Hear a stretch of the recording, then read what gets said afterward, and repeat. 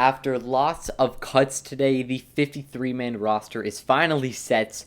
The initial 53-man roster is set. Anything could happen with Chris Greer. You really don't know what's going to happen, especially after the Tyreek Hill trade a couple months ago, where it just came out of nowhere. I really don't. You really can't trust this man to be quiet or making moves all of a sudden. So, a lot of surprising moves at this deadline to get down to the 53 players by 4 p.m. I'm going to put my predictions for the 53-man roster that I made a couple days ago. Wasn't able to get it out in a full video. Really thought that there'd be not much of a point in that. Just to make this video kind of reacting to my predictions after the actual 53-man roster came out.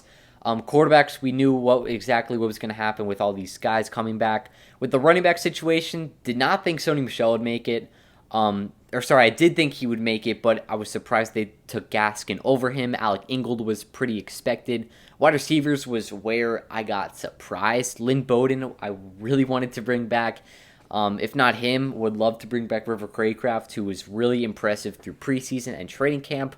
Both of those guys were cut. And I'm sure Lynn Bowden is going to go sign with the Patriots. I will literally put money on it that he will go sign not back with the Patriots. I think he was with the Raiders before.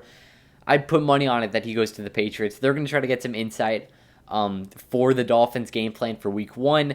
I already know it's going to happen, or possibly Craycraft. I do think that River Craycraft will be back on the practice squad through waiver wires, and I'm sure that Bowden will be picked up by another team.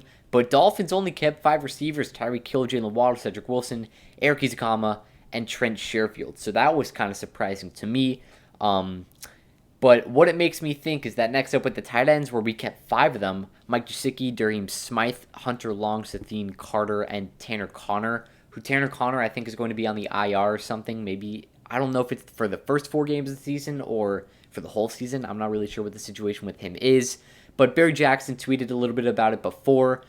Really surprised he was kept on the roster. McDaniel would always talk high on him, and now proves into existence. He's on the initial 53-man roster. One thing that this makes me think, with the Dolphins only keeping 5 receivers and up to 5 tight ends, which is surprising, is that Gesicki may be used as a receiver. Sort of like the situation.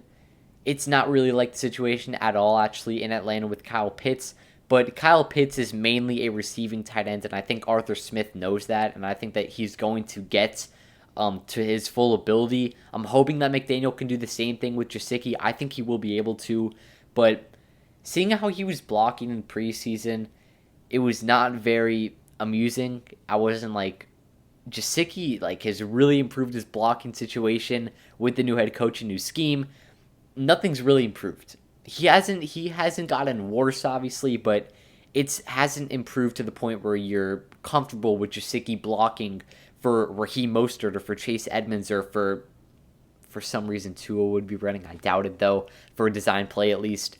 So I think maybe Gesicki is used on the outside as a receiver. We saw him be used for one or a couple plays on Saturday night's game against the Eagles, where he caught that 20-yard slant from Tua. Great catch by him, by the way. But we know Smythe is definitely a better blocking tight end than Gesicki. He's been starting some preseason games over him. So I wonder if both of them possibly start Gesicki maybe as a receiver. I'm not really sure what's going to happen. But onto the O-line situation, I know I kind of separated it by position, but Armstead, Liam Eichenberg, Connor Williams, Robert Hunt, Austin Jackson, those were the 5 we knew that were going to make it, obviously, as the starters. But Michael Dieter, we also kind of thought was going to make it. Greg Little, we kind of thought was also going to make it. Then Robert Jones did not think he was going to make it. Larnell Coleman did not make it. There was no chance he was going to make it. If he did, I would have quit on this team. But Solomon Kinley was probably the most surprising cut. May have been the most surprising over Bowden, actually. And he was playing great through preseason, I'm pretty sure, at least the one game versus the Buccaneers week 1. I know he played 22 snaps, didn't have a single pressure on the QB. So I was looking forward to maybe him being the backup guard, but it looks like Robert Jones won that job in camp and through the preseason, so good for him. On the defensive side, there really was no surprises. We just saw Duke Riley, which was kind of surprising to me, make the team. Would love to have him back. I'm glad that he is back on the 53-man roster. Just did not think he would make it with all the other competitions going on. And then with the cornerback situation, basically kept everyone I thought that we would, plus Kader Kohu and also Byron Jones is on the PUP. I didn't even write that in my predictions because I did not think he would be. Just a couple weeks ago, McDaniel was talking about, I think that he'll be ready for week 1. We're not too sure. We don't want to rush or whatever, as every head coach would say. I'm thinking he's probably not going to play week 1. Maybe he's back 2, 3. But now he's on the PUP, and he's out for the first 4 games in the season, which really sucks. Playing the Patriots and the Ravens weeks 1 and 2 is not going to be the worst.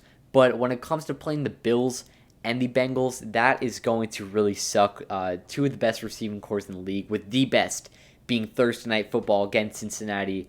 And everyone's going to be watching that game.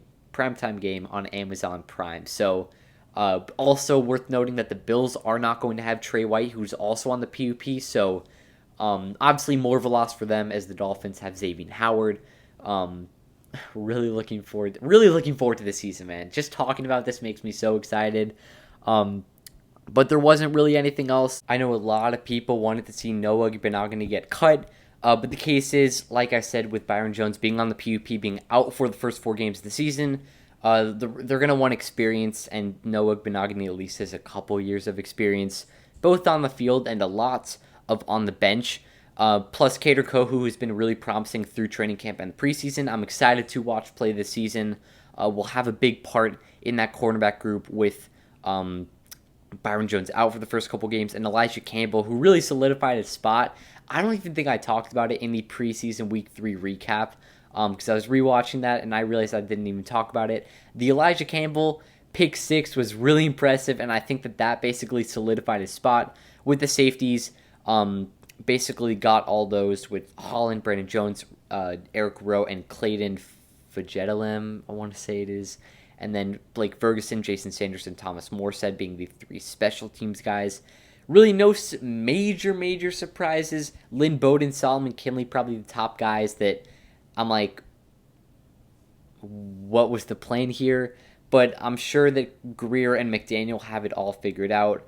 At least I'm hoping. And then also with the Jasicki situation, I think that we can see him play a bit of a receiver this year. Man, I'm so excited for the season. Week 1 opener versus the Patriots. Still have a ton of videos to come. I think the last 2 record prediction series in the last couple parts of the NFC, NFC South and West. Award predictions, we still have the Dolphins game-by-game predictions. That's probably going to be coming the weekend. Actually, no, probably coming in about a week from today or something. Then the week 1 predictions coming soon.